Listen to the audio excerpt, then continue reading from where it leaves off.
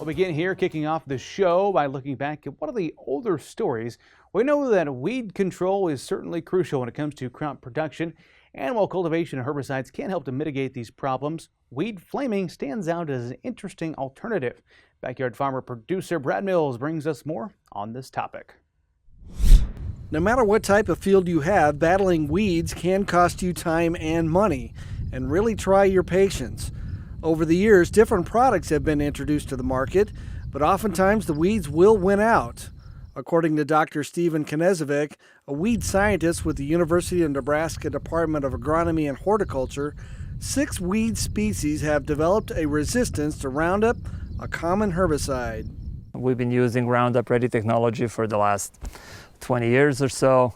And then over the years of overuse of Roundup and over relying on Roundup, we're seeing weeds just resisting Roundup. One of some of the latest cases are glyphosate-resistant Palmer pigweeds or Palmer amaranth.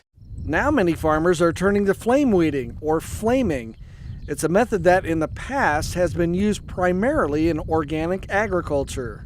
Some of the issues that we have now with the dicamba technology, with this potential drift and everything, some of the farmers chose to actually go back and plant conventional beans, and some of them are actually interested in using flaming for weed control. Knezevic helped patent a 4-row unit that he uses in his research, but notes that farmers can use a flaming kit the size of a backpack or look into a massive 8 and 12-row machines. Flaming uses a propane-fueled torch and can reach a temperature of up to 2,500 degrees. It will cost about $10 to $12 for an acre for one shot of flaming. Flaming is done at least twice in the season.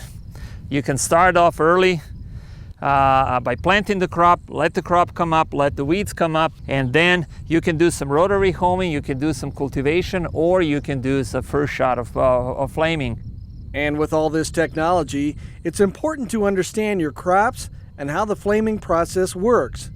Improper use could result in a severe loss of yields. Depending on which crop you have, some crops are trickier than other. If you flame, for example, beans, you can kill the beans or you can hurt the beans pretty bad if you don't know what you're doing.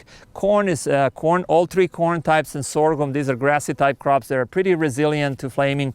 You can nip the leaves with the flame, but from the growing point, the new plant just going to keep going. In soybeans, if you nip the growing point of soybeans, then you're in trouble. So basically, and then you can come back later on when the plants have some height and everything and do a second shot of flaming. Currently, the technology's biggest drawback is a lack of equipment for flaming to be the only source for weed control. But researchers see the method as having a strong potential. What's the future? This year I had 67 organic guys. The wetter we have the spring times, which means you cannot go in with the mechanical means to remove the weeds. This might be one of the only alternatives. So basically that's the answer. What is the potential for that? It all depends what are the environmental conditions out there. But this definitely has a potential to be one of the tools in the toolbox. Reporting for Market Journal, I'm Brad Mills.